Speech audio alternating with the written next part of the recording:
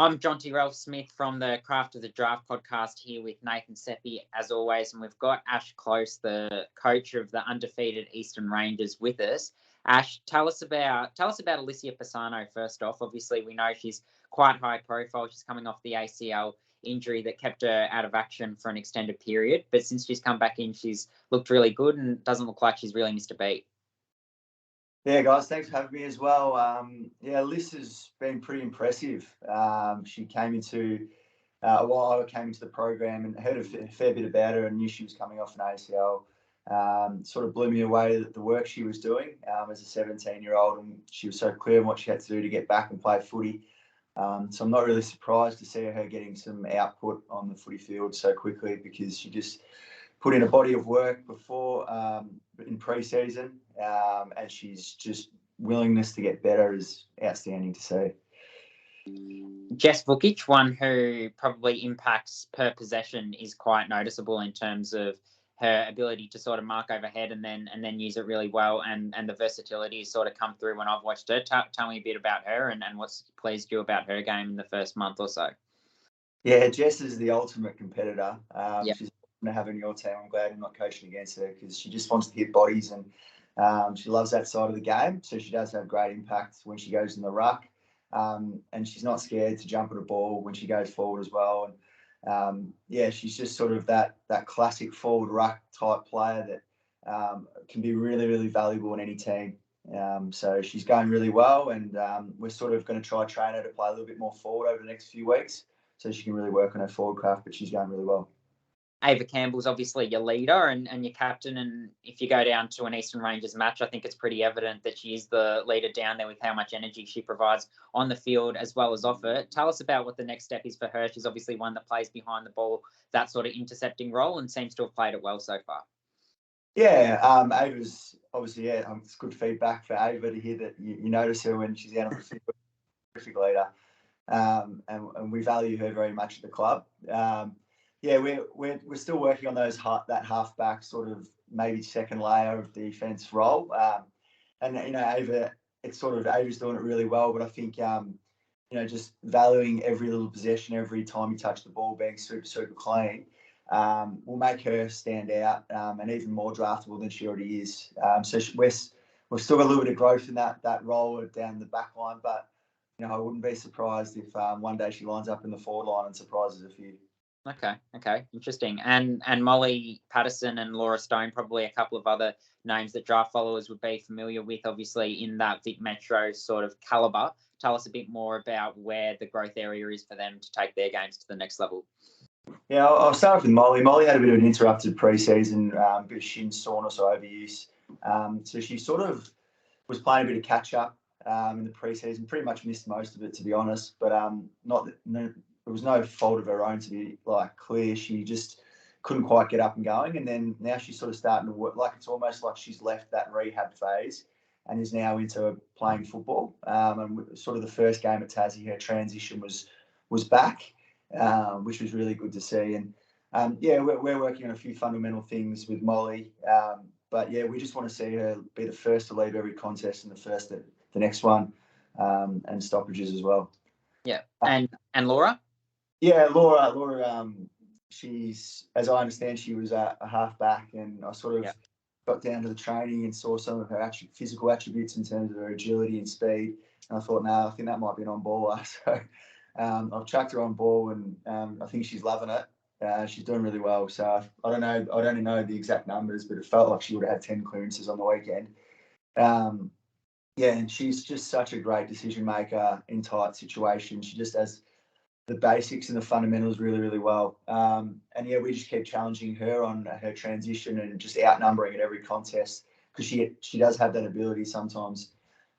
She can switch off a little bit, and so we just keep challenging her on, trying to get little percentages here and there. There is obviously the tendency in any team really to play your better players around the ball. Is that sort of what's happened to Laura? Where do you see her playing if she does get to the next level? Will it be in the midfield, or do you think she goes back to defence? Will she play defence as the season goes on? Well, for me, the decision was made around when we did agility testing. Some of that, the 20-metre sprint. And there's some of the things that I really like to see in a midfielder is very agile and very quick, so they can explode out of stoppage. Yeah. So honestly, that was one of the reasons we made the decision to chuck Laura in the midfield, was because she's tested extremely well, even at the combine this year. I think she might have come first or second in the competition for agility. And her 20-metre was right up there as well. And so we thought maybe she suits midfield. But I suppose it's wishful thinking to say that she could just go into an AFLW club and start playing midfield. So I think that makes her even more attractive to AFL clubs, knowing that there is a future midfielder there. But she can start playing AFLW pretty quickly off the half-back line, because we know she can do that as well. Ash, this podcast is all about promoting the players who are a bit under the radar and looking to progress their footy more and more each week. And I think there's some great players to talk about from your team. And the first three I'd love to talk about: Georgia Knight, terrific front half player. She was very physical and great in the contest. Tell me a bit more about how her footy's been progressing in the first couple of weeks. Yeah, Knight is pretty high in talent, and those of you who sort of go down to the games will notice that. And so she's having an impact on the scoreboard, there's no doubt. But it's very exciting with Nida to see how far she can actually go. And I think sort of like the last 2 weeks, we've made a lot of growth in sort of the mental side of football and how to stay involved when things aren't going your way, and how to stay involved in defence. So, we sort of went through some data on the weekend, and she probably had her best game purely because she was really well prepared and was valuing moving on from mistakes. And it actually manifested itself in better GPS numbers, more impact around the footy. So I think we might have had a little breakthrough with Nida, and I expect her to see even greater impact on games. And then Georgia Stubbs is one that you've been really high on. She's been producing some really good defensive efforts, really strong one-on-one. Tell me a bit more about how her game is impacting the team. Yeah, she's one that's really impressed me, actually. She was a bit of a pretty quiet in pre-season and very unassuming character. And I sort of just kept reflecting and saying, who was that? Who did that? And it was always Stubbsy sort of running off the half-back line. She never loses her one-on-ones as well. So she's got that balance between when to defend and then when to sort of run off and break lines from the half-back line, which is really important the way we play. And we've just been telling her to keep running. Doesn't matter if you get caught holding the ball. She never does, but just keep taking that game on for us, because she's incredible. Hayley McLaughlin's another one, a predominant winner, really clever ball user, quick on her feet. Tell me a bit more about her impact in the game and what are her strong suits on the field. Yeah, Hayley plays wing for us, and she's probably the best decision maker, and that's a big call with Liz Bassano running around, Georgia Knight and Stoney, but she just never seems to waste a possession, especially by foot. And yeah, she's just really clever and has been a big influencer on our offense so far this season. She's got a terrific growth mindset as well. She's always looking to get better. And so, yeah, I think she's one that, the sky's the limit for her. And I think she's really growing into her role and understanding of what it takes at the next level. And she's playing well above the level at the moment, but we're sort of not ever going to be satisfied with it and keep pushing her because, I'm really excited to see what she can do. And at top age, I just wanted to quickly touch on Delaney Madigan. Had a strong start, so great intercept marker. She was positioned very well in the back line. Where's her impact in the games that is going to make her stand out more as long as the development keeps progressing? Yeah, she's got some really, I think, draftable traits when you look at her. She's a big jumper, very athletic, good runner, and attacks the ball at the highest point. And I think just for her, her positioning's terrific, but sometimes the fundamentals can let her down. So just being super, super clean whenever she gets her opportunities. And for her, when she is clean, there's been a couple of games where she's looked unstoppable off the half-back line just because she reads the ball so well. And she starts taking her marks and using the ball. She's going to be a really good player for us. And she's developing quite nicely and working really hard on those things as well, which is almost what you want to see more than anything, is the ability and want to get better. And I guess at the start of their development period, we've got two bottom ages who've had really impressive starts to the season. The first one I want to talk about, Georgie Brisbane, terrific up forward. She won your 2 kilometre time trial, great athletic profile. Where's the main strengths in her game that are just enabling her to progress really well and, implement herself in the game each week? Yeah, she's almost too athletic for her own good. Sometimes she just runs around and won't stop running. And so probably the main education points for her have been to where to run to rather than just to keep running. because she's super athletic, a really exciting talent.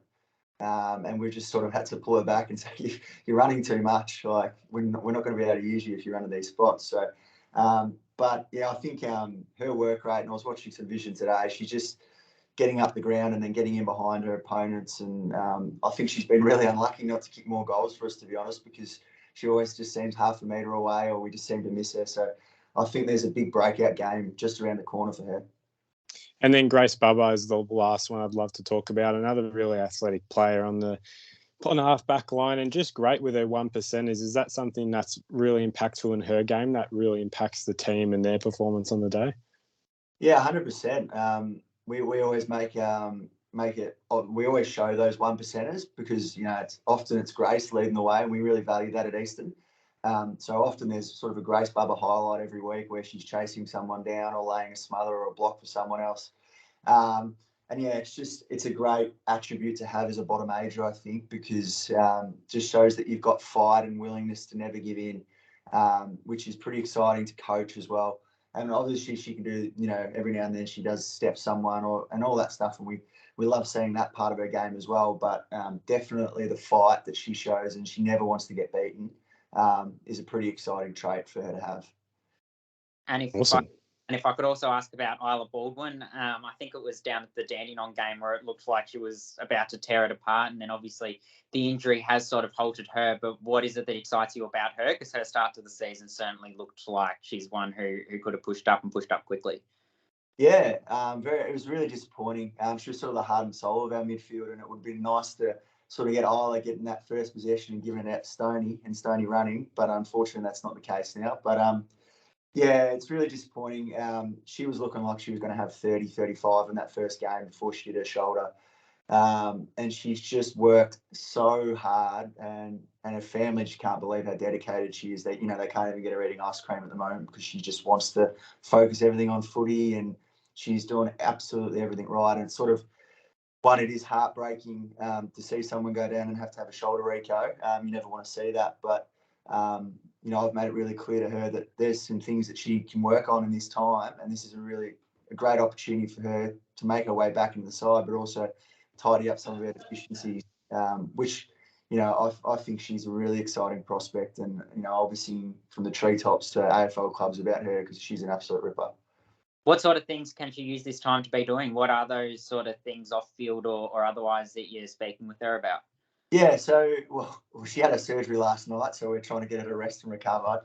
Told her she didn't have to come on Saturday, but she wants to. But no, I just think she's a nice kick, but she's sort of got that one type of kick at the moment. So as a midfield, I think it's really important that you have the ability to snap and kick around corners, change direction. And I think when she's coming back from her injury, that's the stuff we're really going to work on, is just having a variety of kicks. And she probably needs to go, just to be drafted, she'd need to play forward as well. It's pretty tough to start playing AFLW as a mid. So some forward craft would be something that we'd probably use this time to coach her on.